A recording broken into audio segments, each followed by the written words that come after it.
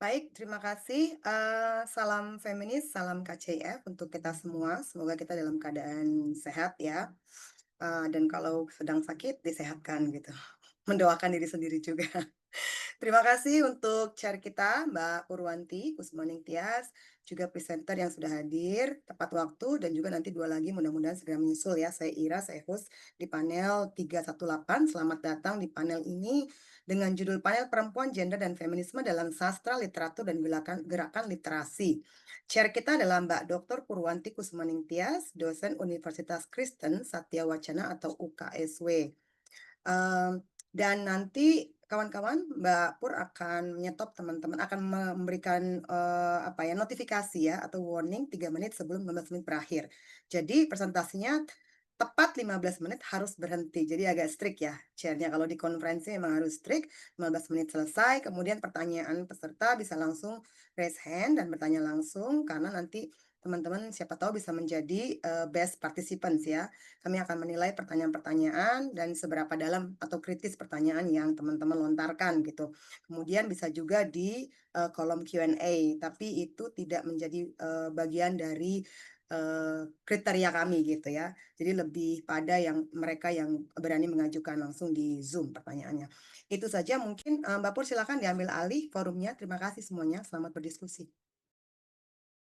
Terima kasih Mbak Ira untuk pengantarnya dan juga terima kasih untuk kesempatannya yang selalu diberikan kepada kami semua, khususnya pada saya selalu dicolek sama Mbak Ira untuk bisa ikut serta dalam Direpotin eh, Mbak. enggak dong dicolek. Dan saya suka dicolek, jadi ya Makasih ya Mbak. Makasih. sama-sama Mbak Ira. Terima kasih juga untuk teman-teman yang sudah hadir pada siang, sore, petang, malam, atau mungkin pagi, bahkan dini hari, untuk teman-teman dari seluruh Indonesia dan seluruh penjuru dunia. Kita memasuki eh, panel ke hari ketiga, panel 318 untuk acara The Third Annual Kartini Conference on Indonesian Feminism tahun 2025. Saya mengucapkan selamat datang untuk semua yang sudah hadir dan juga selamat datang dan bergabung dan selamat mempersiapkan paparannya.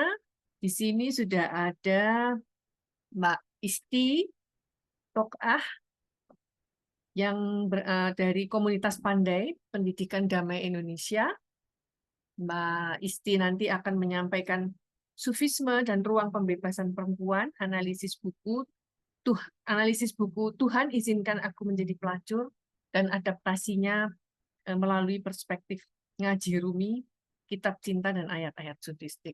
Aduh, ini keren. Waktu saya baca abstraknya dan lihat PPT-nya itu menggelitik. Silahkan nanti teman-teman mari kita berdiskusi tentang hal ini. Juga sudah hadir di sini Mbak Latifah ya, Mbak Latifah dari Sekolah Tinggi Agama Buddha Kertarajasa. Ini mana Mbak? Di Batu Malang. Oh, di Batu. Oke. Dari Batu. Dingin juga nih, kayak Salatiga. Mbak Latifah nanti akan menyampaikan paparannya yang berjudul Aktivisme Feminis Melalui Self-Love dan Penulisan Kolaboratif, Refleksi, Resistensi, dan Advokasi Kolektif dalam Kan Ku Cintai Tubuh dan Jiwaku Sendiri.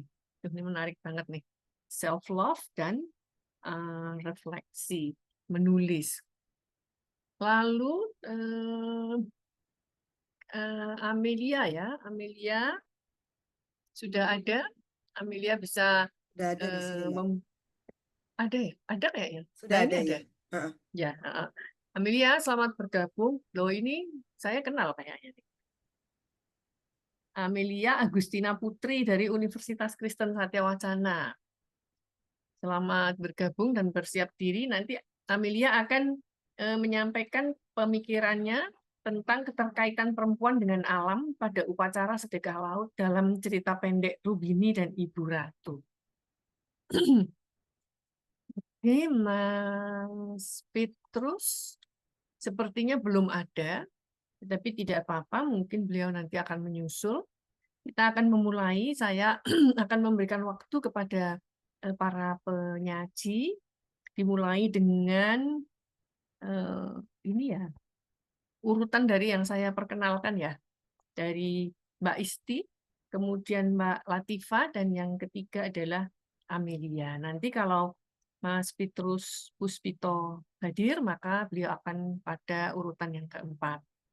Nah, teman-teman penyaji, masing-masing akan mempunyai waktu selama 15 menit tepat ya, jangan lebih, jangan molor.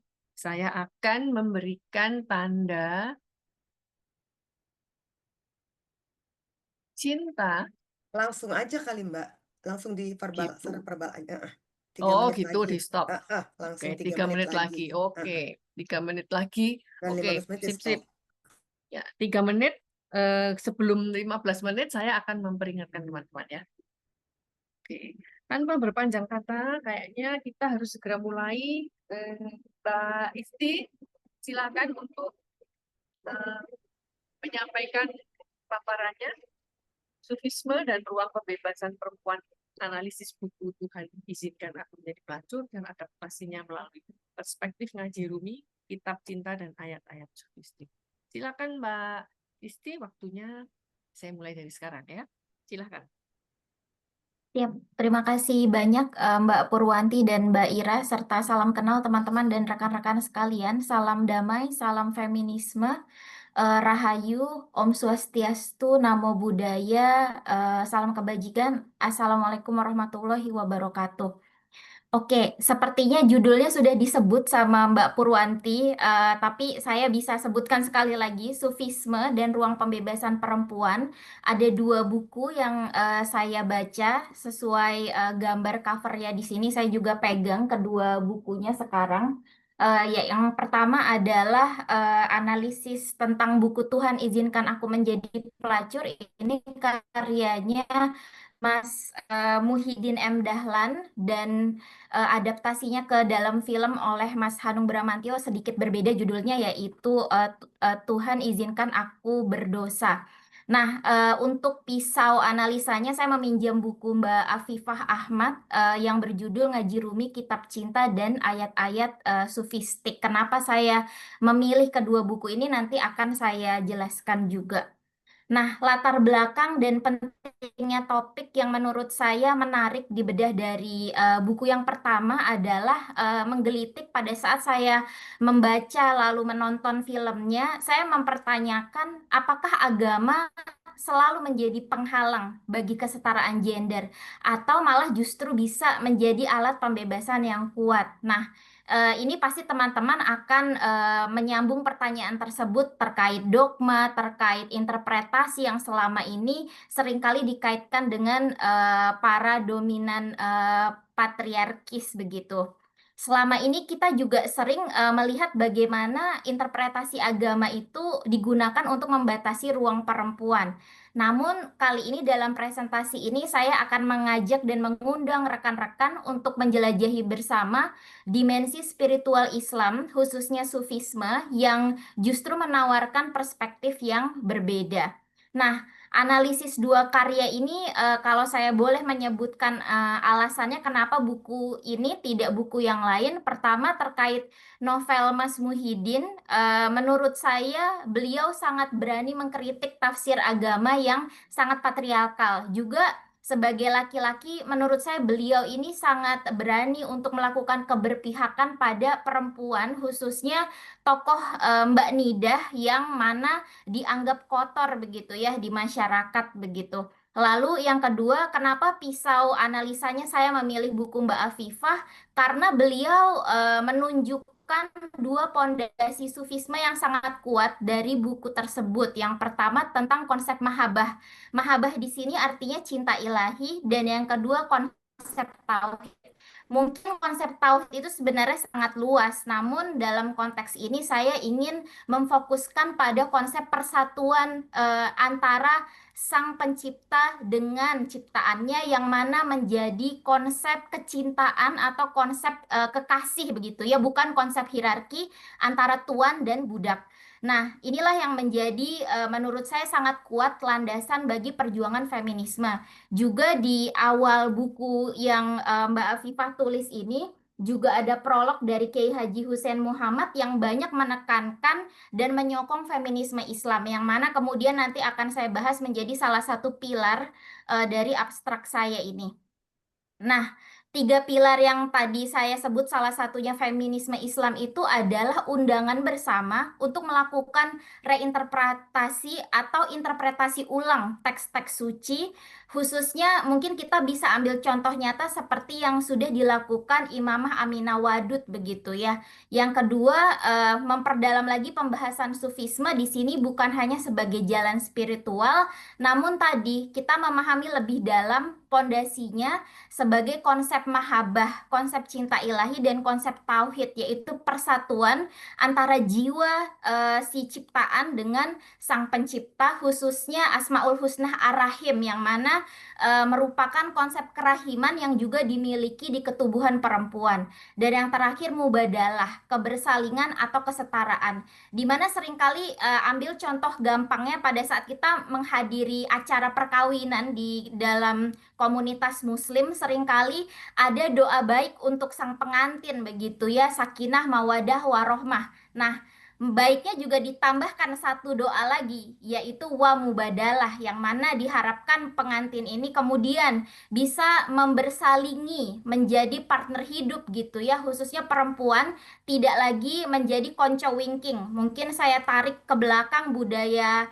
keluarga saya adalah Jawa, di mana masih sering sekali dianggap bahwa perempuan walaupun sudah masuk ke dalam ajaran Islam masih kental dengan tradisi tadi konco winking, artinya teman yang hanya di belakang layar. Nah, ini juga akan menjadi sedikit pembahasan bukan hanya terkait perkawinan, tapi juga hubungan perempuan dan laki-laki dalam masyarakat secara umumnya. Nah, saya akan mulai dengan pilar pertama, yaitu feminisme Islam.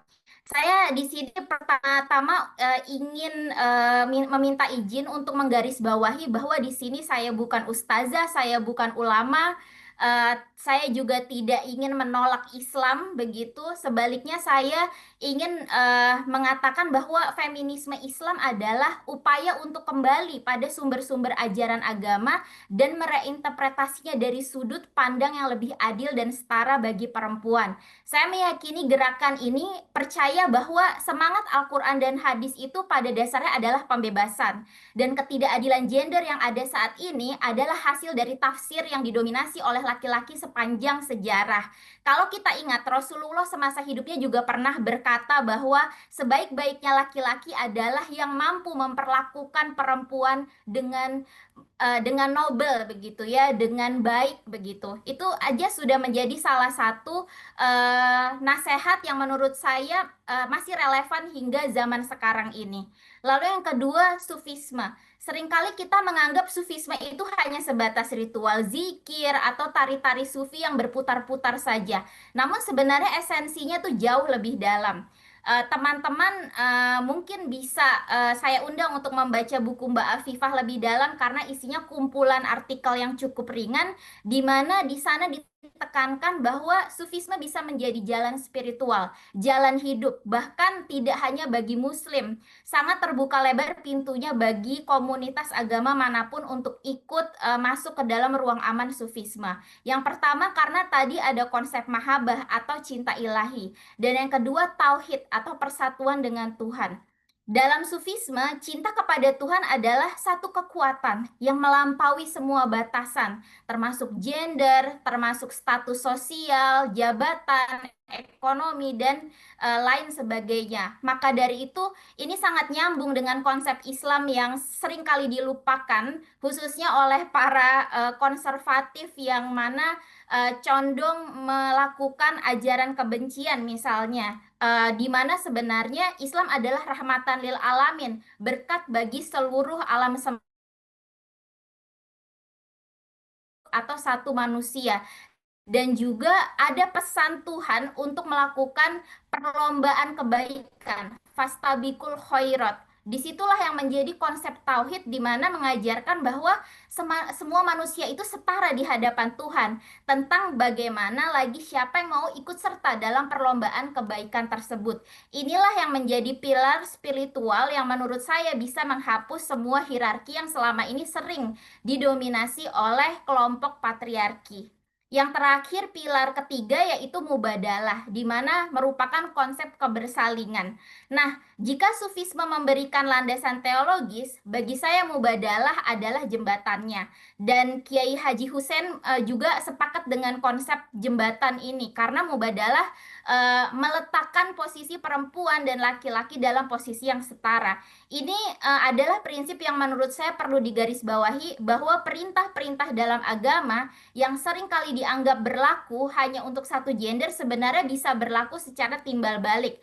Jadi hubungan antara laki-laki dan perempuan harus didasarkan pada kesetaraan dan saling menghormati, bukan hierarki atau dominasi. Makanya di dalam konsep Sufi, Rumi pun mengatakan bahwa Tuhan sebagai kekasih, Tuhan bukan sebagai tuan dari budaknya, namun adalah hubungan persatuan, penyatuan jiwa sang makhluk dengan kekasihnya, yaitu Tuhan. Makanya begitu spesial perempuan diberikan rahim oleh sang Ar-Rahim, di mana ini menandakan bahwa perempuan tidak kalah spesialnya seperti posisi laki-laki di masyarakat yang selama ini sering dianggap lebih dominan.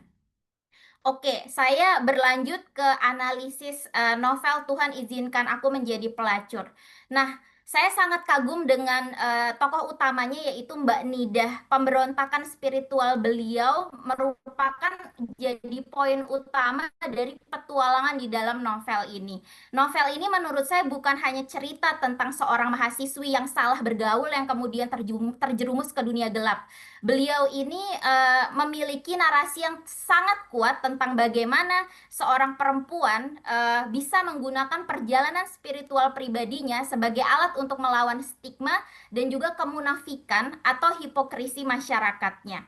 Dan pada saat masyarakat menghakimi beliau karena perbuatannya, Mbak Nidah malah menemukan pembebasan dan pemahaman tentang Tuhan justru di luar batas-batas institusi agama yang dogmatis. Beliau juga belajar bahwa spiritualitas sejati tidak ditemukan dalam ritual formal saja, namun juga dalam pergolakan batin dan juga pencarian makna yang sangat jujur dan telanjang. Novel ini menurut saya menekankan konsep mahabbah atau cinta ilahi yang sangat kuat, yang tidak dibatasi oleh status moralitas ataupun status sosial yang dibuat oleh manusia atau social constructivism.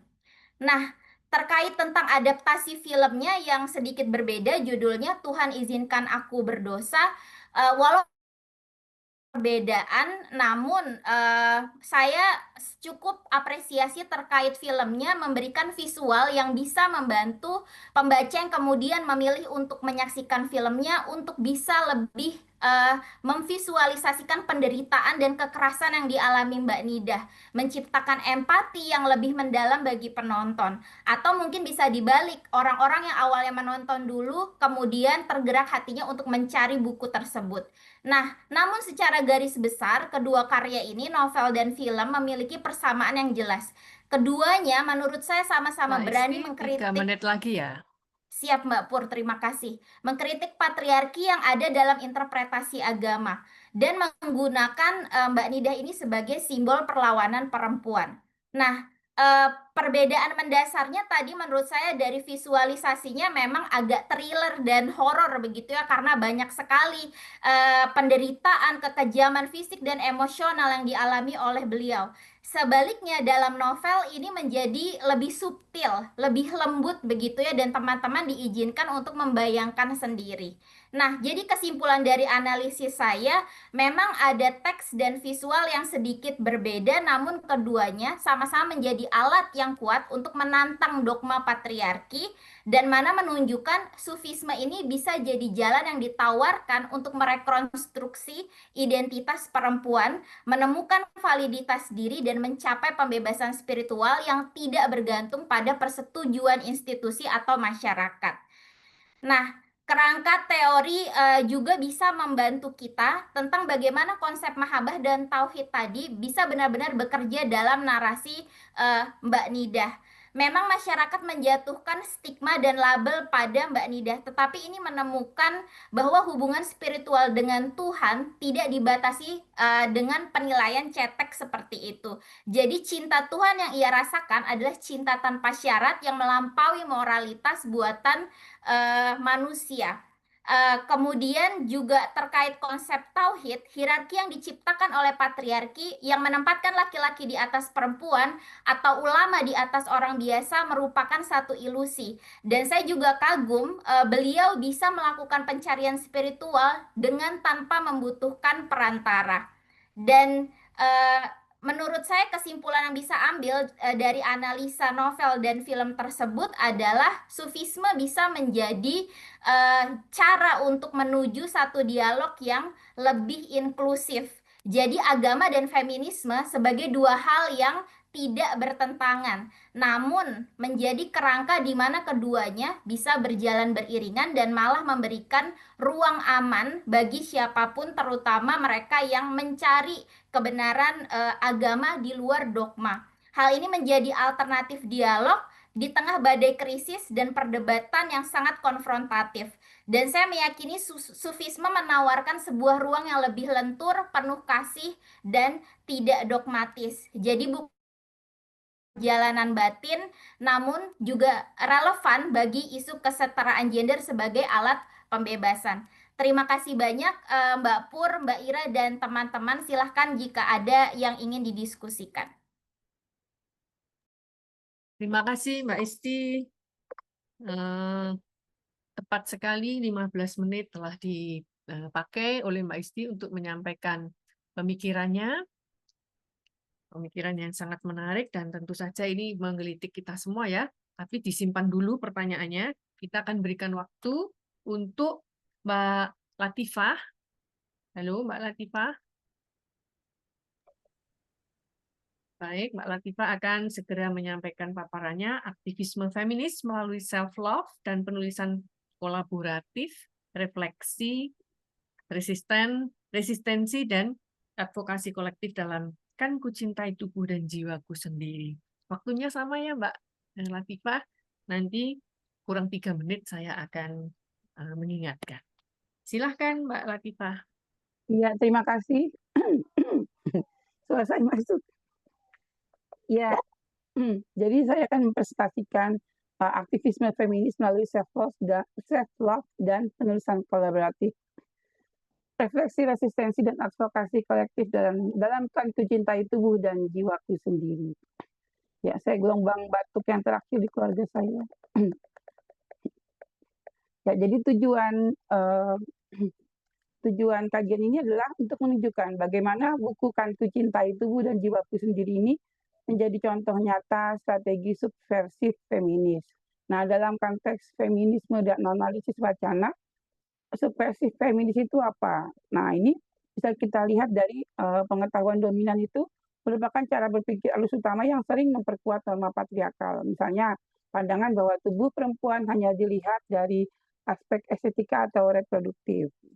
Nah, pengetahuan subversif itu merupakan narasi atau pemikiran yang menolak cara pandang itu, membuka perspektif alternatif, dan memberi ruang pada pengalaman yang sebelumnya disenyapkan.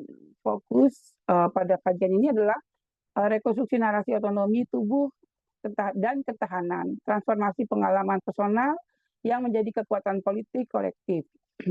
Kemudian perlawanan terhadap stigma sosial, norma gender yang dominan. Konteks relevansinya, feminis menghadapi krisis multidimensi sekarang, yaitu dengan keterbatasan ruang aman, stigma, dan marginalisasi suara perempuan. Meskipun ruang-ruang makin terbuka dengan era digital. Buku Kan Ku Cintai Tubuh dan Jiwaku Sendiri ini yang terbit tahun ini merupakan antologi narasi kolaboratif, jadi hasil tulisan bersama, ya namanya juga antologi, yang menempatkan tubuh perempuan sebagai pusat refleksi, perlawanan, dan penyembuhan. Ya, sesungguhnya ya cuma ya memang berbicara tubuh tidak bisa dilepaskan terlepas dari jiwa. Jadi memang ada tubuh dan jiwa begitu. Kemudian dengan membaca tubuh sebagai teks, buku ini mempresentasikan pengalaman personal dan kolektif yang menantang wacana patriarkal. Buku ini menawarkan alternatif naratif, yaitu tentang kisah intim yang kemudian menjadi media refleksi dan resistensi, penulisan kolaboratif yang memperluas jangkauan advokasi. Berikutnya, menciptakan ruang aman literer bagi pembaca. Kerangka teoritis untuk mengkaji representasi tubuh dalam buku ini, kerangka teori relevan yang digunakan karena sama-sama melihat tubuh sebagai arena di mana relasi kuasa, norma sosial, dan identitas dinegosiasikan. Kita bisa melihat Foucault, Judith Butler, tubuh sebagai lokus kekuasaan dan resistensi, kemudian gender sebagai performa yang bisa diubah, yang menjadi resignifikansi identitas, kemudian ada tubuh sebagai arena internalisasi norma, ada juga self-love sebagai praktik politik dan basis solidaritas. Yang berikutnya, menulis tubuh sebagai strategi pembatasan. Nah, kita masuk ke analisis isi. Yang pertama, tubuh sebagai media kekuasaan. Foucault memandang tubuh sebagai lokus, di mana kekuasaan beroperasi melalui mekanisme disiplin dan regulasi sosial. Dalam buku ini, tubuh perempuan kerap ditekan oleh norma patriarkal, standar kecantikan, dan tuntutan institusional. Contohnya dalam Cinta Perlu Alasan. Cerita ini menggambarkan Arini yang tubuhnya dikontrol melalui kekerasan dalam rumah tangga. Tapi kemudian ia merebut kembali otonomi tubuhnya dengan keberaniannya memutuskan untuk bercerai. Ada juga cerita tentang Harus Kuputuskan yang memperlihatkan bagaimana institusi pendidikan mendisiplinkan tubuh mahasiswa ya dengan deadline, presentasi, tuntutan produktivitas yang kemudian membawa keputusan tokoh untuk memilih melawannya dengan berhenti kuliah demi kesehatan jantungnya. Nah, di sini praktik self-loss berfungsi sebagai resistensi terhadap mekanisme normalisasi yang menuntut perempuan untuk bertahan dalam relasi atau sistem yang merugikan tubuhnya. Mengikuti Foucault, tubuh tidak hanya objek kuasa, tetapi juga subjek yang mampu memproduksi perlawanan. Kemudian, masih dalam analisis isi tentang tubuh dan performativitas gender, Judith Butler, ada argumen bahwa gender bukan identitas tetap, melainkan hasil performa yang diulang melalui norma. Buku ini menampilkan perempuan, buku yang saya kaji ini, menampilkan perempuan yang merekonstruksi ulang performa gender mereka. Pertama dalam cerita tak ada lagi air mata sebab orang lain. Tokoh perempuan berhenti menjalankan performa istri yang sabar dan memilih hidup dengan definisi bahagia versinya sendiri. Kemudian ada cerita Manusia Baru Dalam Hidupku yang mengajarkan tokoh yang bernama Juwita menerima penuaan dan menopause sebagai bagian dari pengalaman tubuh, bukan sebagai kehilangan feminitas. Proses ini menunjukkan bagaimana narasi-narasi dalam buku ini membuka ruang bagi perempuan untuk resignify identitasnya, tidak lagi tunduk pada skrip gender dominan, tetapi menciptakan subjek feminis baru yang berdaya. Masih analisis isi, kita masuk ke tubuh yang terdisiplinkan dan perlawanan. Susan Bodo menekankan bagaimana tubuh perempuan kerap menjadi arena internalisasi ideologi sosial. Tubuh dia, tubuh langsing, tubuh muda. Namun dia juga menegaskan potensi tubuh sebagai sarana perlawanan.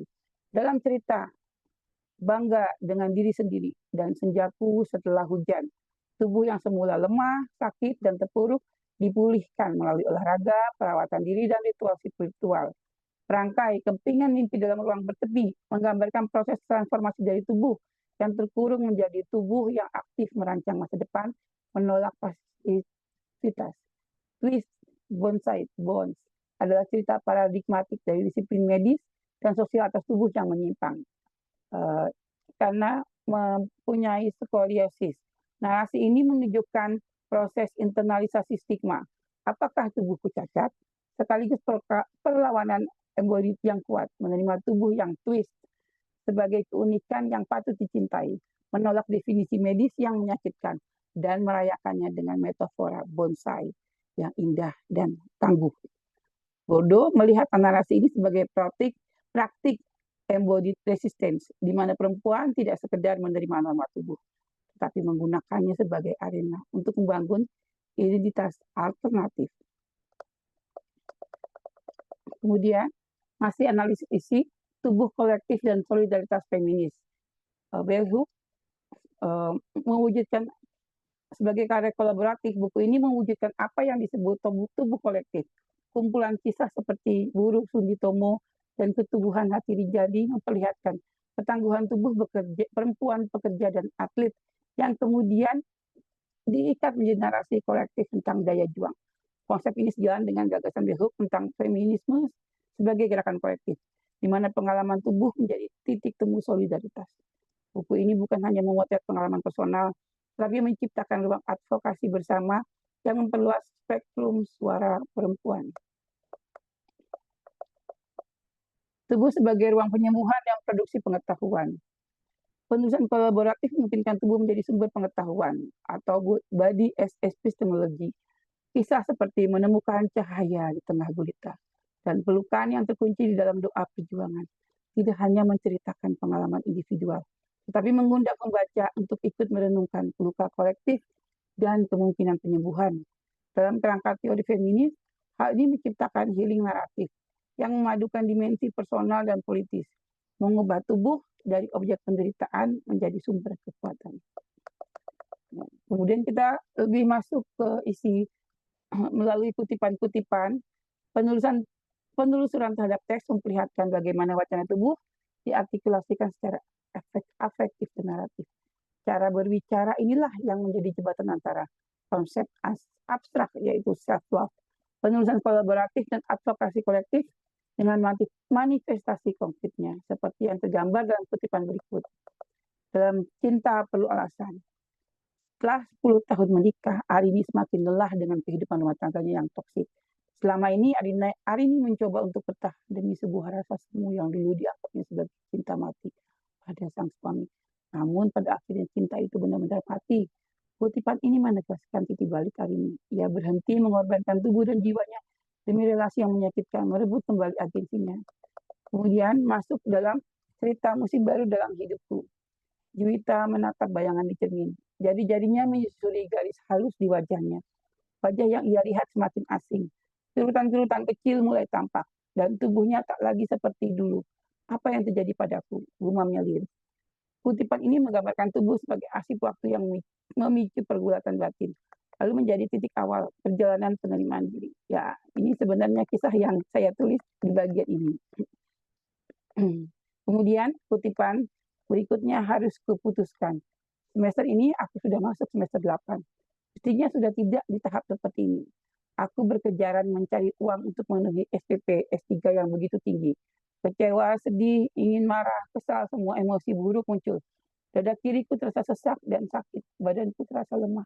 Kutipan ini menyoroti tekanan institusional terhadap tubuh, hingga memicu krisis kesehatan, memperkuat analisis terhadap resistensi terhadap disiplin akademik.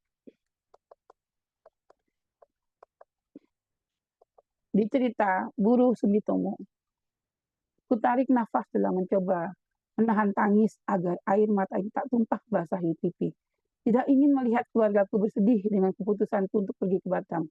Mereka mengantarku hingga di pelabuhan ini. Kutipan ini memotret tubuh perempuan kelas pekerja yang rela berpisah dari keluarga demi bertahan hidup sekaligus simbol ketangguhan. Kutipan berikutnya dari cerita Menemukan Cahaya di Tengah Gulita.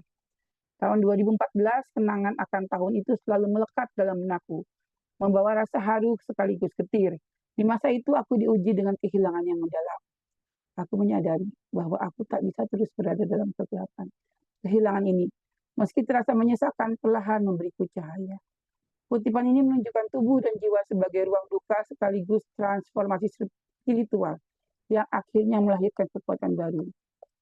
Ya, sesuai dengan konteks cerita masing-masing, kutipan ini menunjukkan yang pertama, di kisah Arini ada resistensi terhadap kekerasan dan relasi toksik. Di kisah Juwita ada proses rekonsiliasi dengan tubuh sendiri yang menua. Kemudian di penulis 3 menit lagi ya Mbak Latifah. tubuh sebagai iya Mbak, terima kasih. tubuh sebagai alarm untuk melawan beban sistem. Di tokoh buruh Sumitomo, tubuh bekerja yang bertahan dan berjuang. Di cerita Ika Astiana, tubuh sebagai wadah duka dan penyembuhan. Kita melihat bahwa kan cinta tubuh dan jiwaku sendiri mengungkap tubuh sebagai medan kuasa, disiplin, dan resistensi. Memungkinkan negosiasi identitas gender melalui narasi personal. Menghadirkan tubuh sebagai sarana penyembuhan dan solidaritas kolektif.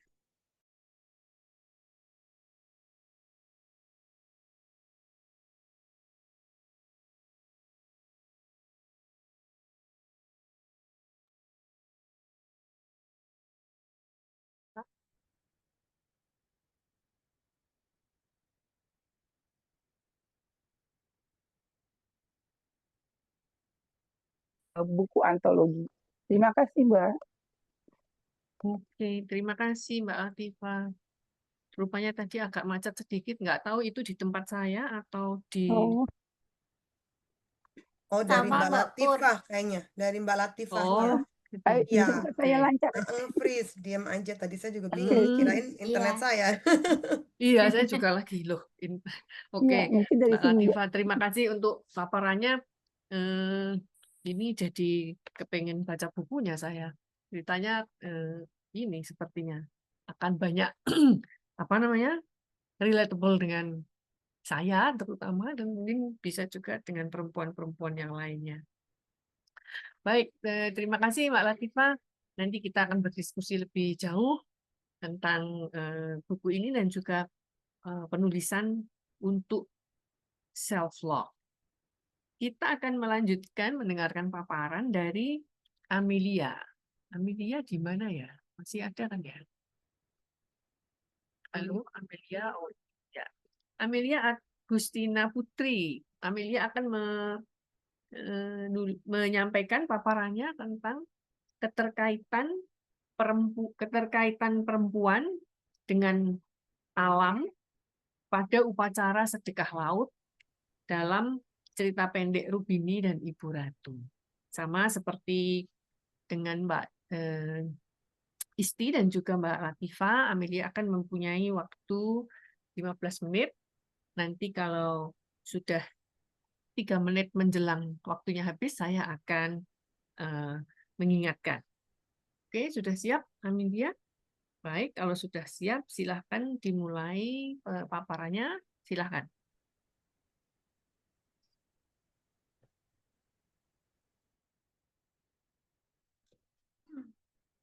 Baik, terima kasih atas waktunya. Ini nggak ada suaranya ya? Suaranya nggak ada, Amelia. Audionya nggak keluar. Suaranya kecil. Nggak ada suaranya. Nggak Suaranya kedengeran. belum keluar ya? Mungkin bisa didekatkan dengan Nggak, mikrofonnya. nggak bisa, ini ada masalah settingannya. Mungkin Amelia keluar Zoom dulu. Nanti pastikan audionya ya. Ketika masuk Zoom, nanti pastikan audionya. Bisa leave dulu sebentar. Nanti masuk lagi. Nggak bisa.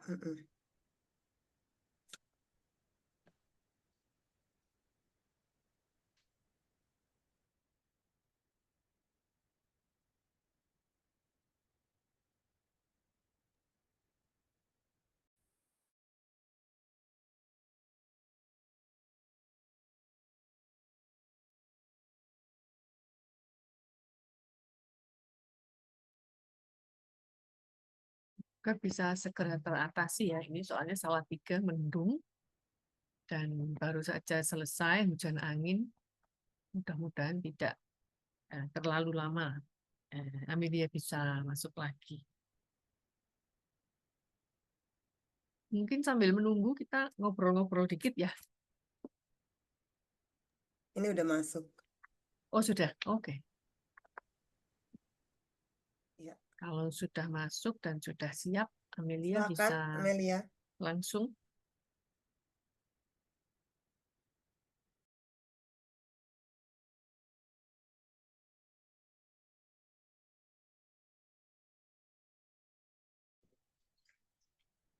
Cek, apakah suaranya sudah muncul?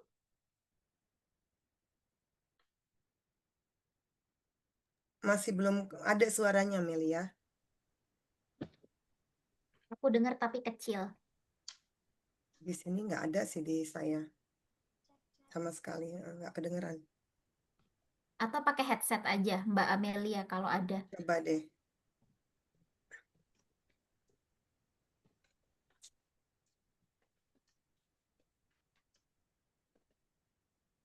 Presenter keempat belum ada ya, Mbak ya? Sepertinya belum ada. datang. Saya sudah periksa, tapi belum ada.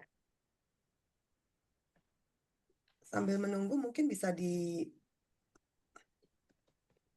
Iya, boleh ganti device ya, lebih baik begitu. Oke. Oke. Mending begitu, mudah-mudahan nggak ada kendala lagi ya. Oke, bisa langsung dipimpin aja mungkin buat Q&A ya, Mbak Pur ya. Ya. Buat teman-teman Oke. langsung mengajukan Ya, pertanyaan. terima kasih Mbak Ira. Teman-teman, ada dua paparan yang sudah disampaikan Mbak Isti dan juga Mbak Latifah. Saya tidak akan mengulang, nanti saya jadi pembicara ketiga dong kalau saya mengulang. Dan paparannya sangat menarik. Saya akan memberikan kesempatan sementara satu dulu ya.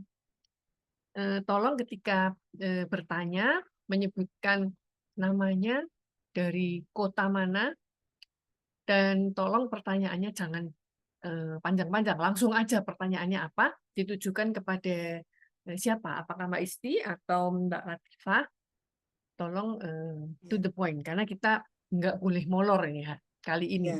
Oke, Dan kalau silakan. ada afiliasinya sekalian afiliasi ya, biar kita Oke. notice afiliasinya dari mana. Oke, Silakan. silakan. Saya mulai dengan memberikan kesempatan pada Mbak Esther Mariani, silakan. Oke, terima kasih kepada Mbak Purwanti untuk waktu, lalu juga kepada teman-teman semua yang sudah presentasikan, Mbak Isti dan juga Ibu Latifah. Menarik, terima kasih, sangat sangat menggugah rasa begitu ya. Apa yang dibaca juga yang terakhir terutama dengan ontologinya dan lain-lain dari Ibu Latifah itu sangat menarik. Nah, yang pertama saya ingin bertanya kepada Mbak Isti. Ini kan tentang buku tadi ya. Izinkan Tuhan izinkan aku menjadi pelacur, lalu kemudian dalam film dia menjadi izinkan aku berdosa. Nah, ini menarik ya. Yang pertama saya ingat dengan satu buku yang sangat terkenal dan saya sangat mengagumi buku itu dari Nawal El-Saadawi tentang Kak perempuan Esther, di titik maaf, nol. bisa Ya. kelihatan wajahnya nggak, Kak? Oh, ini kuat. Nah, begitu, Kak. Oke. Ih, Minta cuma maaf. segini Ya, tuh. terima kasih. Jadi ada novel yang sudah lama sekali dan itu saya masih SMA mungkin saya baca itu dari Nawal El-Saadawi, Perempuan di Titik Nol. Ya, tentang bagaimana perempuan itu melihat tubuhnya sebenarnya. Dia juga menjadi pelacur dan justru pelacurnya itu yang menjadi kehebatan dia gitu loh. Dan itu pandangan terhadap tubuhnya yang membuat dia ambil keputusan itu. Nah, di sini menarik ketika judul buku itu adalah yang Mbak Isti pakai itu, Tuhan izinkan aku menjadi pelacur. Lalu kemudian si yang buat film Raman siapa itu justru Tuhan izinkan aku berdosa. Itu artinya apa? Artinya kan pelacur itu dosa gitu.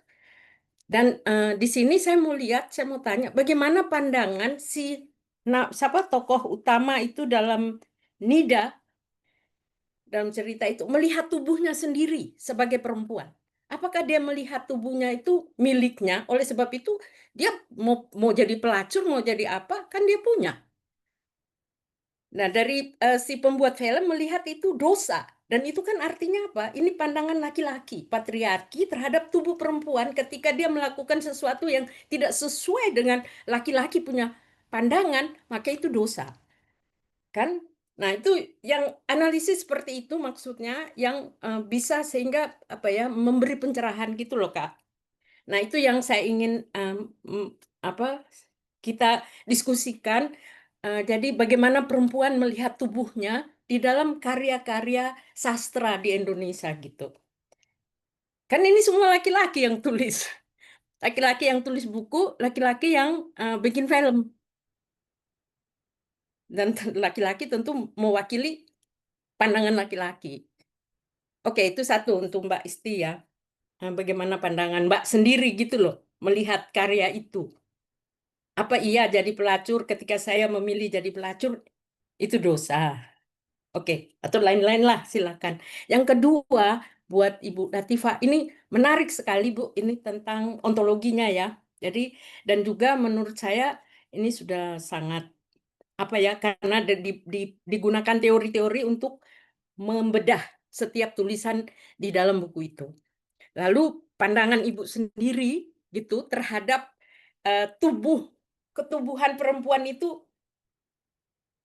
bagaimana? Dan apakah itu bagi Ibu dalam tulisan-tulisan itu sudah para penulis itu sudah tercerahkan dengan pikiran feminis ketika mereka menulis tentang cerita-cerita mereka gitu, atau masih ada di dalam perspektif pemikiran patriarki gitu, budaya patriarki meskipun dia perempuan dan dia melihat tubuhnya tuh sebagaimana dunia patriarki ini melihat tubuhnya gitu. Nah itu Bu, hanya itu saja. Terima kasih banyak untuk presentasi Ibu berdua. Terima kasih Ibu Esther Mariani atas pertanyaannya. Sepertinya kita langsung aja dulu ya, menyerahkan kepada Mbak Isti dan Mbak Latifah. Pertanyaannya sejenis tentang bagaimana tentang tubuh perempuan, bagaimana tokoh-tokoh para penulis itu memandang tubuh perempuan. Siapa dulu nih yang mau menjawab? Mbak Isti dulu. Silakan Mbak Isti. Boleh. Terima kasih. Nanti kalau ada waktu, apakah saya juga boleh bertanya ke Mbak Latifah, Mbak Pur? Boleh, ini satu dulu. Boleh. Siapa saja Oh, berhak oke, bertanya. saya jawab dulu. Saya izin menjawab. Oke, silakan. Oke, siap. Terima kasih banyak Ibu Esther untuk pertanyaannya, luar biasa sekali. Memang betul kedua karya ini dibuat oleh laki-laki. Namun setahu saya di balik layar dari pembuatan novel ini, Mas Muhyiddin itu bertemu langsung dengan Mbak Nidah Kirani begitu. Jadi berkonsultasi dulu dengan beliau. Nah, judul yang tepat itu apa begitu terkait novelnya. Nah, kemudian saat membuat film Mas Hanung itu setahu saya juga berkonsultasi dengan Mas Muhyiddin M. Dahlan dan juga meminta izin untuk bertemu dengan tokoh aslinya yaitu Mbak Nidah. Juga karena ada peraturan yang sangat ketat dari Lembaga Sensor Indonesia yang mana melarang untuk menggunakan kata pelacur, maka sedikit diperhalus dengan kata berdosa. Ini agak keluar dari Islam, tapi saya pernah apa namanya meresap di dalam hati saya petuah dari almarhum Pope Fransiskus. Beliau bilang dosa itu sebenarnya bukan kesalahan, tapi dosa adalah luka yang belum tersentuh kasih. Jadi saya sepakat untuk meminjam konsep ini, walaupun itu di dalam Katolik, untuk menjelaskan konsep sufisme yang dibawa oleh judul karya film Mas Hanung ini. Begitu Mbak. Jadi dosa di sini bukan konteks mainstream yang diamini oleh masyarakat kebanyakan sebagai stigma untuk tubuh perempuan yang memilih melacur, seperti juga yang dijelaskan di buku Titik Perempuan di Titik Nol yang tadi Mbak ceritakan. Jadi mungkin semoga itu sedikit mengklarifikasi. Juga terakhir mungkin karena ada sedikit perbedaan alur begitu antara novel dan juga filmnya, di mana di filmnya lebih ditonjolkan konsekuensi dari pilihan Mbak Nidah Kirani ini terkait pilihannya menjadi pelacur yang kemudian ingin membuka kedok para pejabat dan dosen yang menggunakan tubuh mahasiswi dan tubuh perempuan untuk kampanye politik dan mendapatkan uang. Nah, kalau di novel tadi saya bilang lebih subtil, lebih halus, tidak begitu dinampakkan konsekuensi dari pilihan Mbak Nidah Kirani. Mungkin itu menjawab. Saya sarankan nanti Mbak Esther bisa mencari bukunya dan membaca juga begitu. Terima kasih. Oke, terima kasih Mbak Isti untuk jawabannya. Keren banget. Ada hal yang menarik, bagaimana dosa juga tidak hanya tentang perempuan dan ketubuhan perempuan, tapi juga bagaimana dosa itu diartikan ulang dalam melalui ketubuhan perempuan. Terima kasih. Mbak Latifah, silahkan.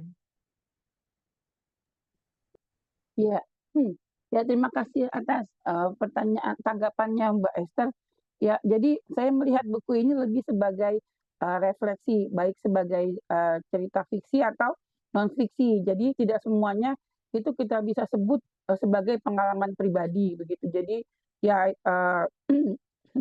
refleksi bisa dilakukan dengan mengungkap cerita pribadi atau ya mungkin terinspirasi dari cerita refleksi kisah-kisah yang biasa kita tangkap gitu dalam perspektif tubuh perempuan, tubuh dan jiwa perempuan.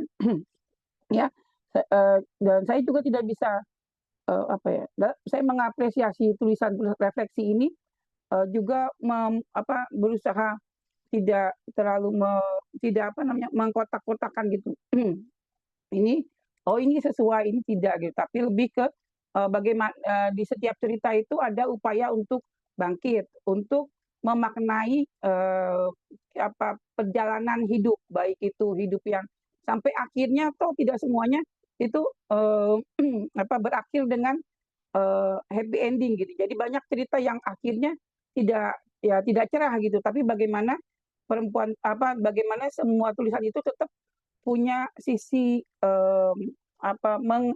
melihat memaknainya dalam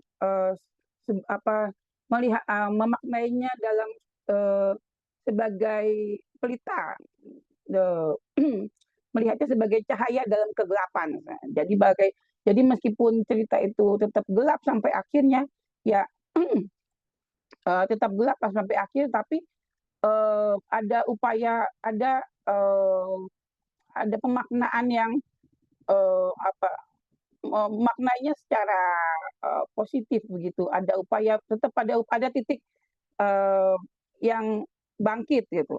Bangkit itu adalah artinya tidak selalu harus tetap maju. Jadi misalnya pilihan apakah tetap akan kuliah meskipun keadaan kesehatan tidak baik, ya dia akhirnya berani untuk memutuskan tidak melanjutkan kuliah begitu. Nah, itu pasti pilihan yang sangat sangat berani. Kalau cuma mengikuti tekanan sosial, tekanan keluarga, ya pasti dia tetap maju tapi bisa menghancurkan dirinya sendiri. Nah, pilihan untuk sejati pada dirinya gitu, pada memperhatikan diri, ya, itu sebuah bagi saya itu sebuah sebuah kekuatan yang besar. Ya, apa itu menjawab atau dan ya itu lagi ya. Jadi kalau bagi saya personal, saya suka menulis, tapi sangat sulit untuk bisa membuka diri itu buat saya sulit ya. Jadi tapi membuka diri itu adalah suatu upaya untuk mengurai, merefleksikan hidup begitu. Nah, jadi tulisan bersama ini suatu ruang bersama gitu untuk memaknai hidup, terutama dalam perspektif perempuan begitu, perempuan yang berdaya. Terima kasih, Mbak. Terima kasih Mbak Latifah untuk penjelasannya. Ini memperkuat ya tadi paparannya, di mana ada pengalaman perempuan yang direfleksikan dan nggak usah harus selesai pengalaman yang dinyatakan begitu saja, tetapi yang menarik adalah itu adalah pilihan, dan pilihan untuk membagikan pengalaman itu sebuah keberanian yang juga membawa atau mengandung kekuatan, dan disitulah kekuatannya. Terima kasih Mbak Latifah. Teman-teman, kita akan kembali ke diskusi. Sudah mengantri, ada Mbak Isti yang ingin bertanya. Sabar ya Mbak, karena ini Amelia harus menyampaikan paparannya, jadi kita akan mendengarkan paparan Amelia supaya diskusinya semakin seru nanti dengan pikiran yang ditambahkan di sini. Amelia? Ada Mbak ya? Tadi ada. Oh, itu dia. Amelia, apakah sudah siap dengan device-nya? Cek, apakah sudah ada suaranya? Udah suaranya. Sudah. Bagus, Baik. bagus. Terima Oke, kasih. Amelia. 15 menit, nanti kalau kurang 3 menit dari 15 menit saya akan memberitahu. Silakan Amelia. Ya. Oke, sebentar untuk share screen-nya. Hmm. Hmm.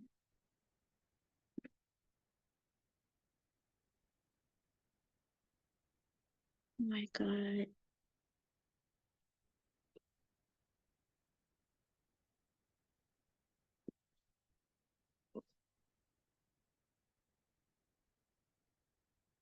Oke, mohon maaf sebentar untuk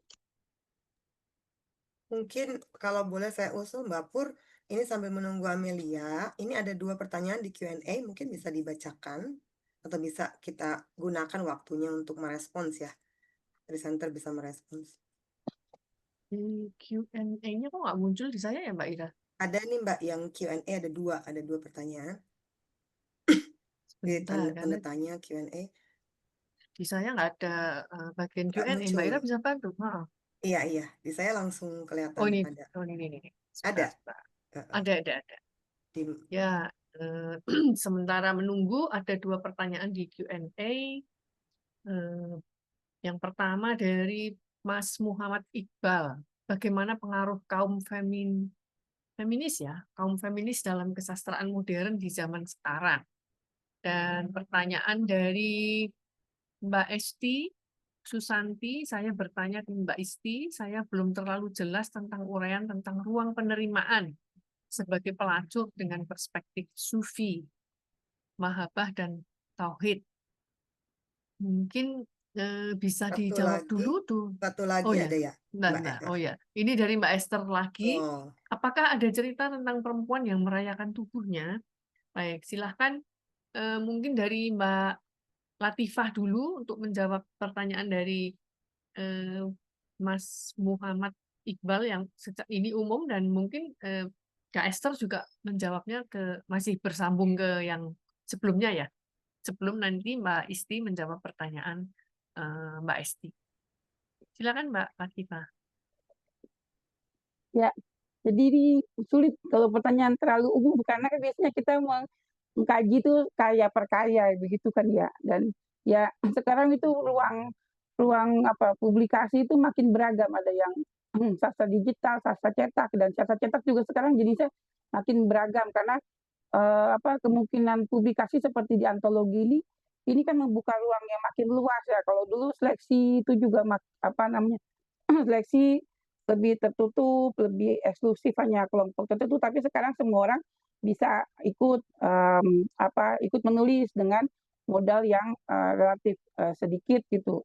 Nah, jadi ya ini apa namanya apa dia ya lebih terbuka begitu aja saya ininya apa selain antologi ini juga saya terlibat di antologi yang lain seperti apa nama uh, mengalih merevitalisasi dongeng gitu. Nah itu juga banyak perempuan yang terlibat di sana, ibu-ibu, ibu rumah tangga, apa dari berbagai macam latar belakang. Jadi uh, semua bisa terlibat gitu. Jadi ruang saya lebih mengarah ke situ saja ya.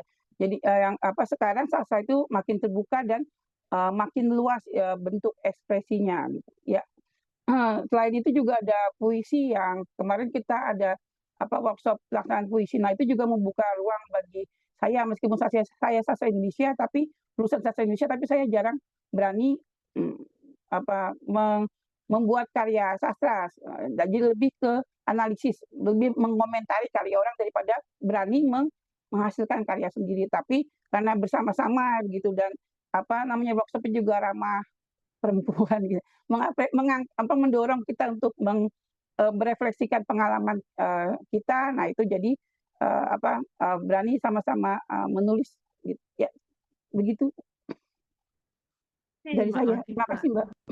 Terima kasih. Sastra menjadi ruang yang amat sangat-sangat luas dan juga bisa dijadikan sebuah ruang aman. Terima kasih Mbak Latifah untuk jawabannya.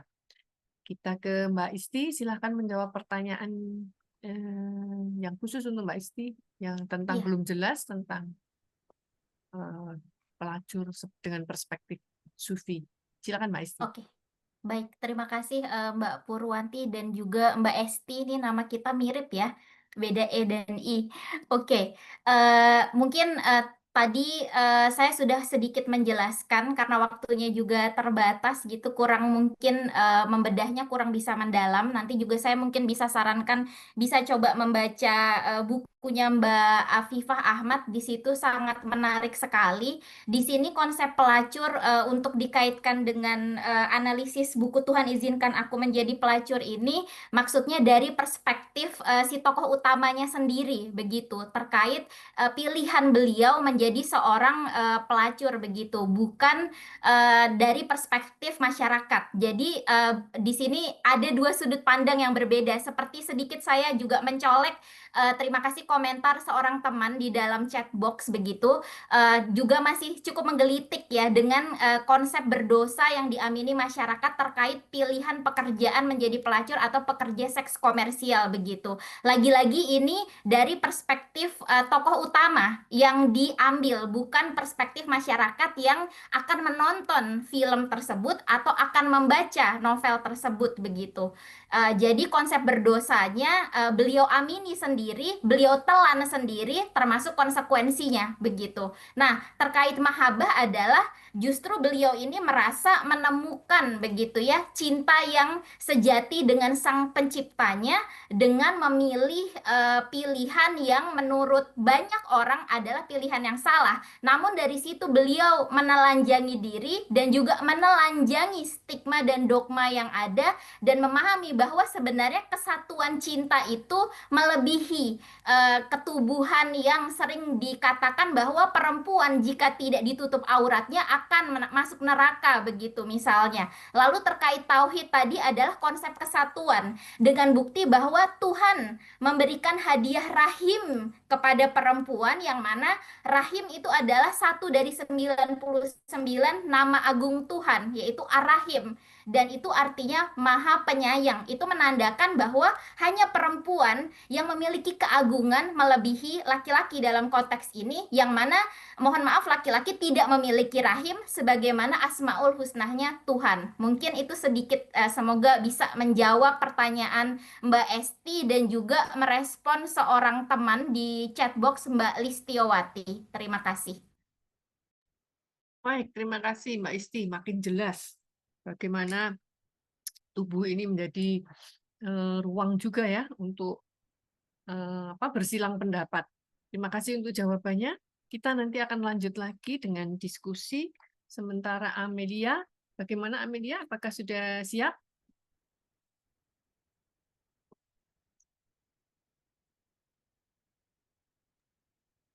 Mungkin Oke, saya kalau coba dulu. Sepertinya sudah bisa. oke. Kalau sudah bisa langsung share screen untuk paparannya dan juga langsung menyampaikan paparannya sama masih berlaku 15 menit untuk memaparkan dan kurang 3 menit nanti saya akan mengingatkan. Oke, silakan Amelia. Apakah sudah muncul dan sudah keluar suara saya? Sudah Oh ya, dan baik. sudah muncul. Terima kasih atas waktu yang diberikan dan mohon maaf atas ketidaknyamanannya. Jadi saya di sini akan mempresentasikan hasil penelitian saya yang berjudul Keterkaitan Perempuan dengan Alam pada Upacara Sedekah Laut dalam cerita pendek Rubini dan Ibu Ratu. Baik, mengapa saya memilih cerita Rubini dan Ibu Ratu ini? Karena ketika saya membaca cerita pendek itu, ada hal yang menarik menurut saya. Sebuah ritual sedekah laut yang mungkin erat hubungannya dengan saya karena saya juga tinggal di dekat pantai. Kemudian biasanya saya melihat itu selalu saja perempuan yang turut menyiapkan sesaji dan merangkai bunga ataupun yang melarung ke laut. Namun bagaimana dengan para laki-lakinya? Sementara hasil bumi atau hasil yang berasal dari laut itu dimanfaatkan oleh semua orang yang berada di sekitar situ. Ya, dan di sini rumusan masalah saya adalah mengapa hanya perempuan saja yang mempersiapkan segala keperluan sedekah laut, sementara hasilnya dapat dinikmati oleh laki-laki maupun perempuan. Tujuan penelitian saya adalah mengkaji mengapa hanya perempuan yang mempersiapkan sesajen untuk keperluan sedekah laut dan bagaimana peran ini dipahami melalui konteks ekologi, ekonomi, dan sosialis. Di sini saya menggunakan teori ekofeminisme dari Rosemary Tong, yaitu ekofeminisme bukan hanya memahami hubungan antar manusia, tetapi juga manusia dengan hewan dan tumbuhan. Di mana perempuan diposisikan dalam lingkup domestik, sementara laki-laki di lingkup publik dan ekonomi. Yang menjadi objek penelitian saya yaitu aktivitas perempuan di Desa Karangbolong, yaitu desa yang diceritakan dalam cerita pendek tersebut, pada upacara sedekah laut dan kehidupan sehari-hari para perempuan di sana. Kemudian,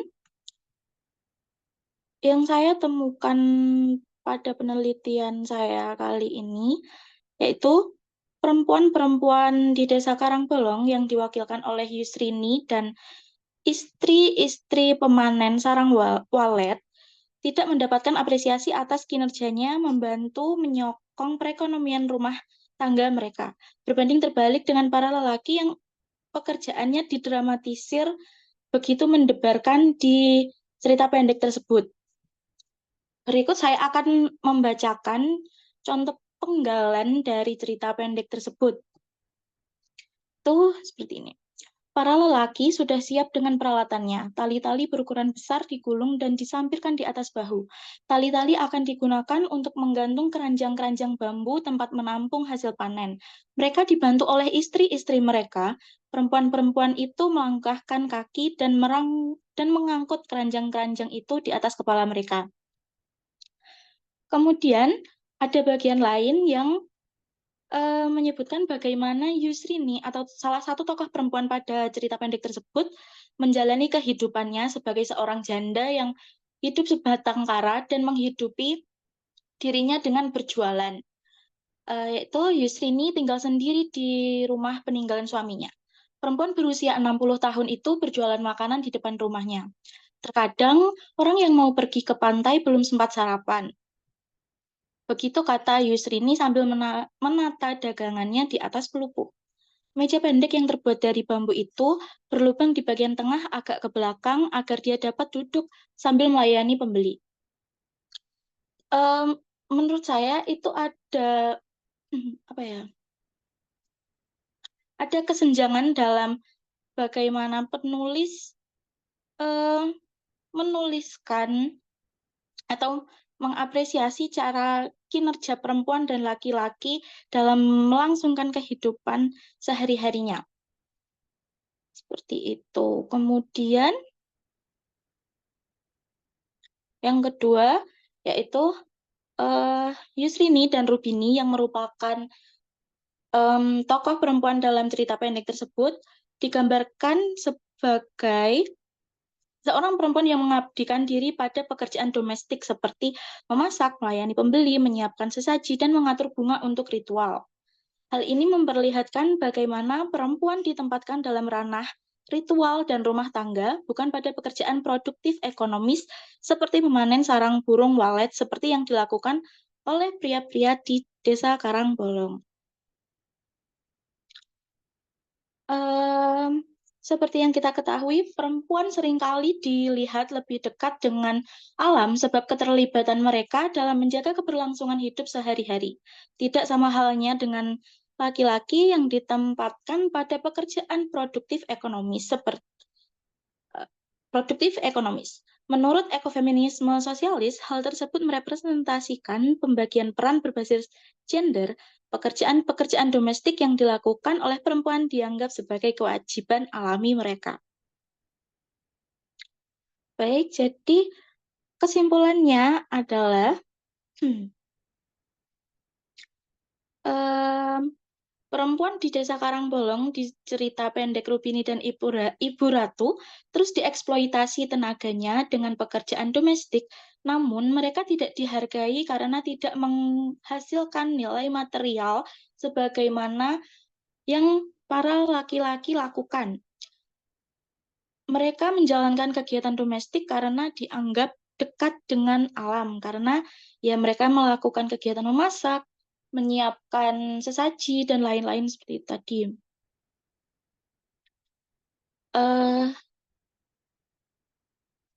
Walaupun hasil dari laut tersebut akan kembali kepada perempuan maupun laki-laki, tapi karena anggapan domestikasi itu tadi, hanya perempuan sajalah yang direpotkan untuk urusan sedekah laut. Seperti itu dari saya. Terima kasih. Terima kasih Amelia untuk paparannya tentang sedekah laut, Iya. bagaimana perempuan juga digambarkan dalam karya sastra ini memotret pergulatan yang ada di Karangbolong ya, di antara para petani walet. Baik, kita masih punya waktu sekitar 15 menit. Saya kurangi 5 menit, yang 5 menit nanti untuk saya menutup dan juga Mbak Ira, karena kita nggak boleh molor, itu saya pegang erat-erat. Oke, saya sudah punya tabungan penanya, yaitu Mbak Isti.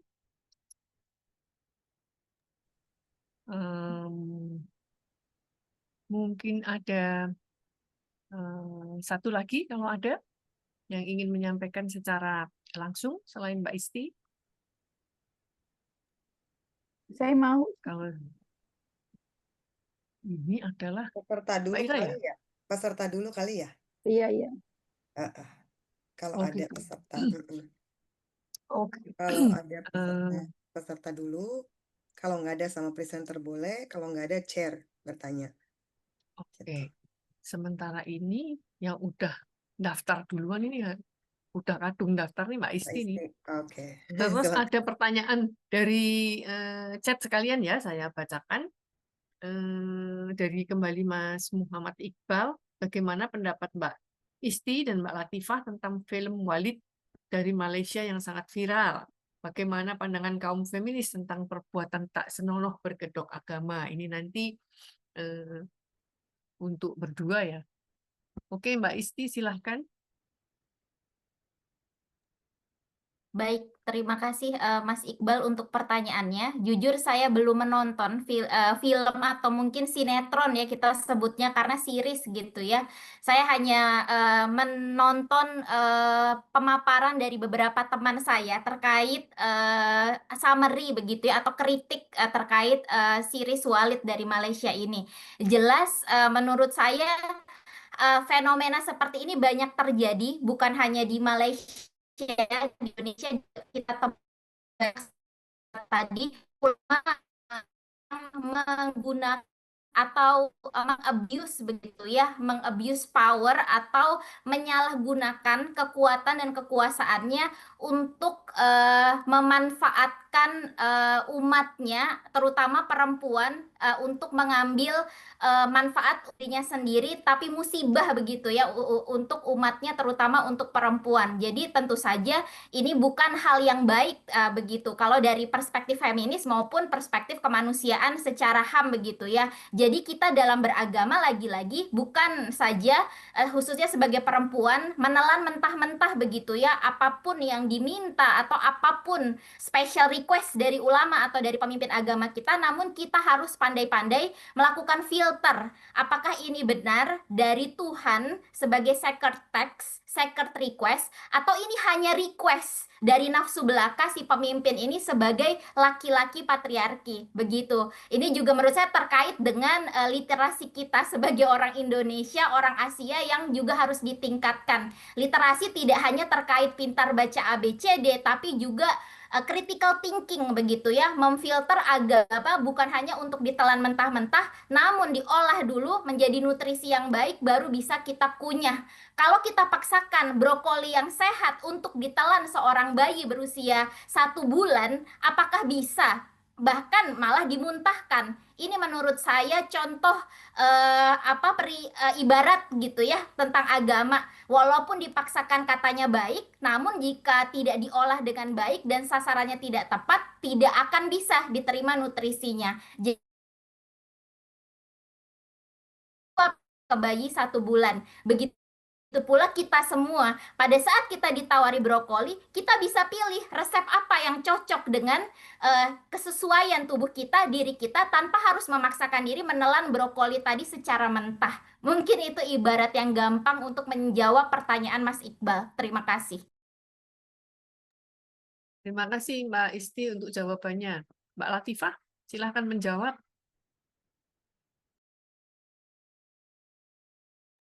Ya, saya tidak bisa berkomentar banyak karena belum menonton film itu. Jadi saya kira lebih saya lebih antusias untuk bertanya justru ke tentang yang terakhir itu ya.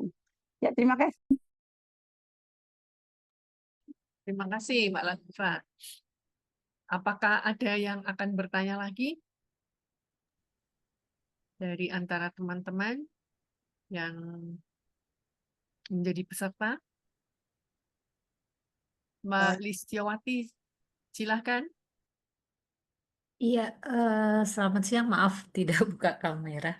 Sebenarnya saya sudah menuliskan di kolom Q&A. Menarik tadi pembahasan sedikit gitu ya, diskusi terkait dengan film White. Kebetulan saya sudah menonton. Nah, saya ingin bertanya ke Mbak Isti tadi karena terkait bahwa seharusnya perempuan tidak mudah menerima dan lain-lain ya. Tadi kan kalau tidak salah saya tangkap termasuk analogi brokoli dan sebagainya.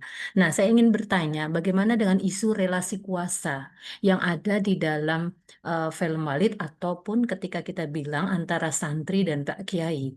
Bagaimana menurut Mbak Isti melihat ini? Itu aja. Terima kasih.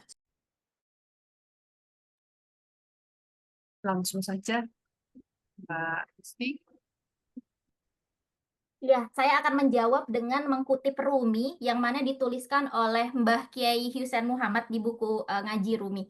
Siang malam kau berusaha mati-matian memperbaiki moral perempuan dan begitu bersemangat ingin membersihkan kotoran dari jiwanya. Seharusnya kau membersihkan dirimu sendiri melalui dia ketimbang membersihkan dia melalui kamu. Ayo bersihkan dirimu melalui dia. Segeralah temui dia dan pasrahkan dirimu kepadanya. Dengarkanlah apa yang dikatakannya meski menurutmu aneh. Terakhir saya tutup dengan hadis, aku tidak meninggalkan sesudahku sebuah fitnah yang lebih membahayakan atas kaum laki-laki daripada kaum perempuan. Lalu Maulana Jalaluddin Rumi mengklarifikasi hadis ini dengan mengatakan bahwa perempuan lahir dari cahaya Tuhan. Ia tak hanya kekasih atau yang tercipta, tetapi dia adalah pencipta. Maka itu ada rahim dari Sang Ar-Rahim. Mungkin sedikit itu bisa menjawab terkait relasi kuasa. Lagi-lagi itu kembali ke si ulama tersebut.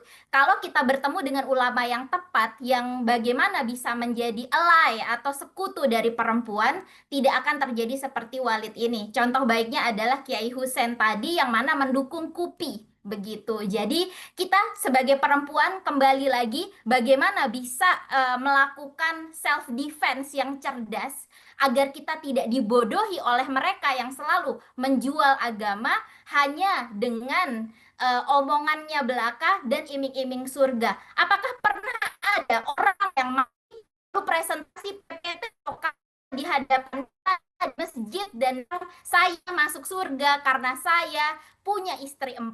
Karena saya menikahi anak di bawah 17 tahun. Berikan PPT itu kepada saya kalau memang ada. Terima kasih.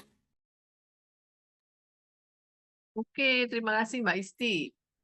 Ayo kritis untuk melindungi diri, gitu ya Mbak ya. Kita tinggal punya waktu 5 menit. Mbak, Mungkin Mbak Pur, ya. mungkin sedikit boleh ya? Mm-mm. Nggak apa ya, dari host sedikit aja. Dikit loh Mbak. Iya, ikut diskusi yang tadi karena menarik banget dan sepertinya Mm-mm. perlu diklarifikasi gitu ya. dan perlu didiskusikan lebih lanjut. Ini juga kaitannya dengan tadi komentar Mbak Lilis di chat gitu ya. By the way, Pak Yai Husain Muhammad kemarin juga presentasi, jadi salah satu presenter di panel yang kebetulan saya organisasi, Feminis Pionir gitu ya. Nah, tadi ada pertanyaan dari Kak Esther, sebenarnya menarik gitu ya, bahwa ketika itu menjadi buku judulnya Pekerja Seks, itu artinya ada otonomi tubuh ya, gitu ya, otonomi tubuh yang diakui, otoritas tubuh yang diakui. Tapi kemudian ketika difilmkan judulnya menjadi berdosa gitu, pendosa, ada kata-kata berdosa di sana gitu ya. Yang kemudian tadi saya lupa yang menjawab, apakah Kak Latifah atau Kak Isti ya, yang menjawab soal berdosa itu ada reinterpretasi dosa gitu. Nah, menurut saya agak-agak riskan menggunakan memframingnya sebenarnya. Cara kita memframing gitu ya, ketika kita merespons dengan mengatakan bahwa dosa itu bukan berdosa, tapi ada reinterpretasi dosa gitu. Nah, ini tidak menjawab persoalan gitu. Tetapi kalau kita tarik dan menggunakan analisis atau pisau analisis feminisme, tidak ada kata berdosa gitu. Itu bukan vocabulary-nya di feminisme ya. Jadi kita tidak mengenal kata dosa. Nah, dosa itu kan kaitannya juga dengan struktural ya kalau ditarik gitu ya. Gitu ada kekerasan struktural di sana, kita tahu banyak sekali, mungkin Mbak Isti juga lebih tahu bahwa banyak sekali interpretasi agama yang disalahgunakan ya. Interpretasi agama yang kemudian dipelintir untuk kepentingan ulama, kiai tertentu untuk melanggengkan kekuasaannya, untuk melakukan kekerasan seksual, KDRT dan lain-lain gitu ya, atau poligami misalnya gitu. Nah, dosa itu sendiri kan menjadi senjata yang ampuh ya, menjadi senjata, mekanisme gitu. Ini untuk menghukum orang lain yang dianggap tidak normal gitu. Orang yang abnormal, orang yang tidak mengikuti standar ya atau tidak konform pada norma-norma yang berlaku, norma-norma patriarki tentunya kan, patriarkal. Dan dosa itu juga kemudian dijadikan alat gitu ya kan oleh para penguasa, oleh para ulama gitu. Nah, sehingga memang berhati-hati sekali ketika kita menggunakan kata dosa gitu. Nah, karena itu tidak ada dalam kamus feminisme. Nah, itu yang mungkin harus di-frame-nya ke arah analisis kritis feminisme, perlu mendekonstruksi dosa. Dari perspektif teologi pun, dari perspektif agama, baik Kristen, Islam, dan agama yang lain, itu perlu dilihat secara kritis bahwa ada tafsiran-tafsiran yang ramah perempuan gitu ya, yang berperspektif feminis seperti tadi contohkan Pak Yai Husain Muhammad, Mbak Nur Rafiah gitu ya, Bu Musda Mulia dan lain sebagainya, banyak ya teman-teman di KUPI yang sudah mendobrak gitu, mendekonstruksi. Nah, lalu kita rekonstruksi dosa itu. Jadi bukan memulainya dari dosa gitu. Seakan-akan kita melegitimasi gitu bahwa oh iya ini berdosa, cuma ada reinterpretasi dosa loh gitu. Nah, dosanya sendiri ini pun sudah patriarkal gitu karena ini digunakan untuk kepentingan penguasa gitu, kepentingan orang-orang yang memang melanggengkan patriarki. Jadi itu sih cuman ingin meluruskan saja bahwa kita harus menarik framing dan perspektifnya itu ke feminis yang lebih yang kritis analitis gitu ya, sehingga kita tidak terjebak ke dalam bahasa-bahasa atau istilah yang memang kemudian melanggengkan atau melestarikan patriarkisme, misoginisme di dalam agama gitu, baik Islam ataupun Kristen. Itu saja. Sehingga tidak ada tadi ada stigma betul terhadap pekerja seks, karena kalau seperti itu tadi, seperti kekhawatiran Kak Esther ya, pekerja seks itu berdosa. Nah, masyarakat akan ramai-ramai mengamini secara berjamaah gitu bahwa iya lu salah gitu. Nggak ada lagi otoritas tubuh seseorang. Tubuh itu bukan milik si perempuan atau pekerja seks, tapi milik masyarakat beramai-ramai yang mengadili, menjudge, menghukum, mengkriminalisasi. Itu saja mungkin tambahan dari saya, Mbak Pur. Terima kasih. Oke, terima kasih Mbak Ira untuk klarifikasi dan juga penjelasannya ya, mengembalikan pada mengingatkan kita semua untuk meletakkan permasalahan dengan lebih jernih sehingga tidak menimbulkan tambah salah kaprah atau tambah salah pahamnya lebih luas lagi. Ini sudah jam 14.40 dan kita harus selesai 5 menit lagi. Mungkin kata terakhir dari masing-masing penyaji, satu kalimat saja dari apa yang disampaikan oleh masing-masing penyaji, baik Mbak Isti, Mbak Latifah, Mbak Amelia. Amelia mana? Oh, masih ada. Silakan membuat satu kalimat untuk menggarisbawahi hal utama, hal penting yang kakak-kakak ini sudah sampaikan melalui paparannya. Saya berikan waktunya yang pertama kali ke Mbak Latifah. Maaf ya Mbak, nggak jadi tanya. Ya, terima kasih. Jadi eh, satu kalimat menggarisbawahi presentasi saya ya. Masa kita kita bisa menghadapi badai krisis ini dengan keberanian untuk tetap jujur pada refleksi diri. Terima kasih. Terima kasih Mbak Latifah, jujur dalam refleksi diri. Mbak Isti? Iya, saya mau mengulangi slide terakhir saya aja, Mbak. Sufisme bukan hanya jalan spiritual, melainkan juga alat pembebasan relevan bagi isu gender. Terima kasih. Terima kasih. Mengingatkan kembali bahwa spiritualitas dan gender bukan dua ruang yang berbeda. Terima kasih Mbak Isti. Mbak Amelia? Silakan Mbak Amelia, satu kalimat saja. Oke, mungkin dari saya, apa yang sudah menjadi budaya turun-temurun itu bisa mungkin tanpa kita sadari itu adalah sebuah domestikasi, atau jadi perempuan itu tidak bisa bergerak dengan bebas seperti itu. Terima kasih. Baik, terima kasih. Jadi mari kita membuka mata untuk lebih peka terhadap apa yang merugikan atau tidak merugikan satu dengan yang lain. Terima kasih untuk para penyaji, Mbak Isti, Mbak Latifah, dan juga Mbak Amelia yang sudah menyajikan pikirannya. Sangat menarik, diskusinya juga sangat seru ya. Sayangnya kita harus segera selesai. Jangan lupa teman-teman, setelah ini nanti akan ada round table forum. Ini terbuka untuk semua, umum, sehingga teman-teman yang tidak atau belum mendaftar pun kayaknya bisa ya Mbak Ira, ini terbuka ya, publik. Saya Purwanti Kusumaningtyas mengucapkan terima kasih untuk diskusi yang menarik Fotonya ini dan belum. juga Foto. kenapa? Foto. Oh ya, Ya, kita ya. foto dulu habis ini. Setelah ini kita foto, tidak lupa itu penting. Saya pamitan, saya mengucapkan terima kasih dulu karena sudah diberikan kesempatan untuk berada di ruangan yang keren ini. Terima kasih semuanya. Saya kembalikan ke Mbak Ira, foto sekalian. Iya, terima kasih. Kita foto dulu ya. Boleh dibuka kameranya.